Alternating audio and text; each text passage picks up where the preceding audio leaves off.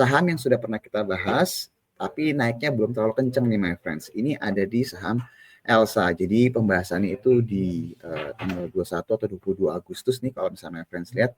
Harganya memang belum terlalu jauh dari harga sekarang. Bahkan setelah kita bahas seperti biasa ya, sering banget habis kita bahas pasti turun sahamnya. Ini sempat turun di kisaran 460-an pada saat itu ya my friends.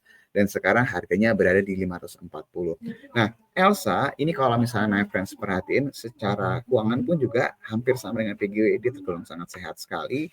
Dan kalau misalnya my friends lihat di salah satu perusahaan yang memang cash flow-nya juga positif nih, operating cash flow-nya positif dan terus bertumbuh dalam beberapa tahun terakhir ini nih kalau misalnya my friends lihat. Nah, narasi yang kita angkat dari si Elsa ini adalah sebenarnya kalau misalnya my friends lihat dari sisi pergerakan harga minyak ya my friends ya. Jadi kalau misalnya my friends perhatiin beberapa waktu lalu ketika kita mengangkat si Elsa ini, kita melihat bahwa harga minyak yang terus mengalami penurunan, tapi harga si saham Elsa ini tuh nggak mengalami penurunan sesignifikan seperti penurunan di harga minyaknya nih my friends. Dan yang kalau kita lihat apabila memang dari sisi pemerintahan saat ini mau mendorong swasembada energi dan ini berhubungan dengan ketersediaan minyak mentah di Indonesia, salah satu emiten yang akan diuntungkan dari program ini adalah si Elsa. Kenapa? Karena sebelum eksplorasi pasti butuh due diligence dulu, dipelajarin dulu. Nah, ini salah satu bisnis yang dimiliki sama Elsa nih, my friends. Jadi, kalau kita ngomong atau kita membahas mengenai masalah swasembada energi,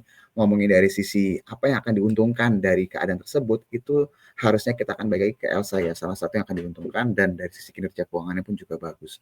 Nah, baik lagi nih my friends, kalau seandainya nanti harga minyak baik itu Brent ataupun crude oil-nya ya, WTI ya, ini mulai mengalami penguatan lagi atau mulai rebound, harusnya ekspektasinya Elsa juga bisa mengalami kenaikan yang cukup signifikan nih my friends, apabila dari si harga komoditasnya itu juga mengalami kenaikan. Jadi logika sederhananya adalah kalau seandainya harga minyaknya mengalami penurunan, Elsa-nya sideways, tapi dia juga nggak mengalami penurunan, justru malah tendensinya justru bergerak arah positif, berarti seharusnya ketika harga minyaknya itu recovery, Elsa-nya pun juga bisa mengalami kenaikan yang lebih signifikan nih, my friends, dibandingkan dengan keadaan sekarang. Jadi buat yang punya Elsa masih cukup bersabar.